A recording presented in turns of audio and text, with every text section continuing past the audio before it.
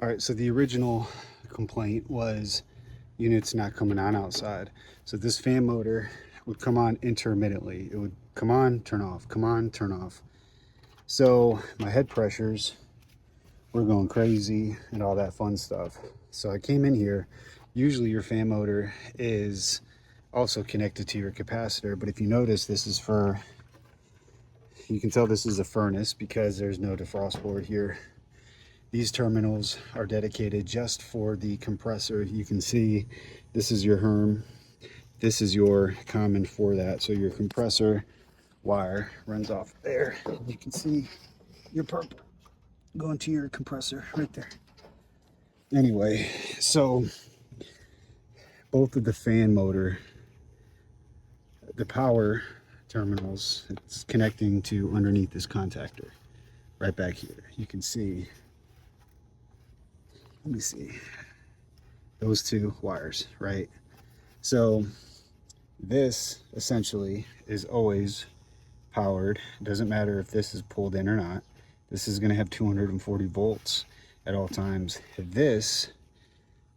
That motor doesn't come on because of this wire right here. So the reason why it's intermittently coming on is, I'll show you. All right, going to the schematic. OFM, outdoor fan motor. You can see the brown coming off right here, going down right into the bottom of this contactor. And then you can see outdoor fan motor, the black is coming down right here, going over into the bottom of this contactor. So that's fine. But if you also notice, you have yellow, and you can tell this is low voltage because if we go over here, the wiring information, low voltage, and you can kind of see the lines for that. So again, going back to the fan motor, we have yellow, and it's going into this LAC.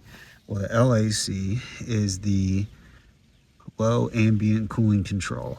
So it's going into the LAC and it's coming out the other side, and it's going down into the side of the contactor. Now when we look at this is the wire, because this unit actually doesn't have an LAC switch because that is built into the ECM motor right there. So this goes straight into the contactor. Is 24 volts. Below it is for your high pressure switches and your low pressure switches, which is right there and right there. Now, usually those won't let the contactor pull in if your pressures are low, usually from a refrigerant leak. So we know it's fine because I tested the pressures. We definitely have enough in there. So I know this isn't contacting it or causing the issue because that goes into right here and my pressures are fine. Another thing is the other wire, I forgot to tell you. So it's yellow, right? So if you look, that's yellow. And if you look here, we're going to find the blue. The blue wire goes all the way down into the other side of your contactor, which is right here.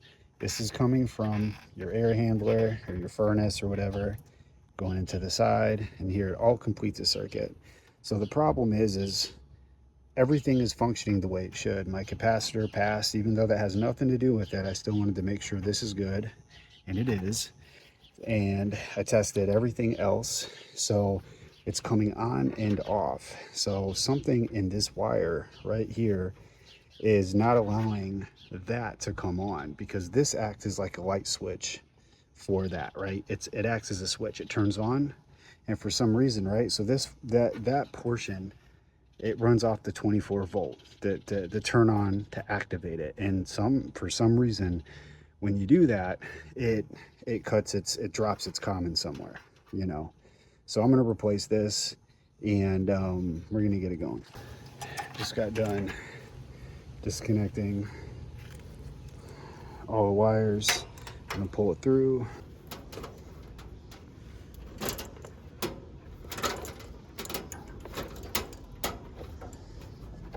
And make sure we take off that ground right there. Disconnected. All right, we got all our wires disconnected. All right, now I got the fan motor completely disconnected here. Okay, so just got these little screws off. Take this off. Get you some WD. All right, that is loose. And I'm telling you, you don't need to take this out all the way, but I do. Get yourselves one of these trays. I lost my big one, but this helps keep everything in one spot. So we're gonna spray right there. And you want to take this little crescent. I have bigger ones. I don't know. I'm just using these. And you just want to get some wiggle in it, you know. That's all. And try to pop this fan off. Ain't gonna lie, I had to get my thing for it. And there we go. Fan motor off. That's a new motor right there. I'm gonna put this back on here. All right, so now that we got this on here, you're always gonna make sure that this is perfectly flush with this, right? And we're gonna raise it a little bit so it's not sitting right on the fan, okay? This is tight. We're ready to put the cage back on. It's the fun part where we gotta feed the wires down through. All right, now that I have these wires here, I'm gonna reattach all that. If you remember our diagram, yellow goes up here. Blue goes here. I'm sorry, it's really sunny out, so I can't tell if I'm showing exactly everything. So blue goes there. Remember, brown goes down here.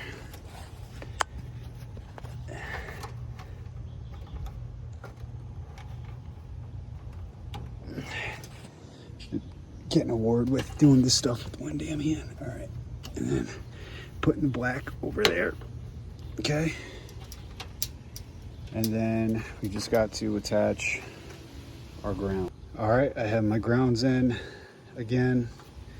All right, so everything's wired up. Don't worry, at the end of everything, I'll make it all pretty again. But we're gonna fire her up, see what we got.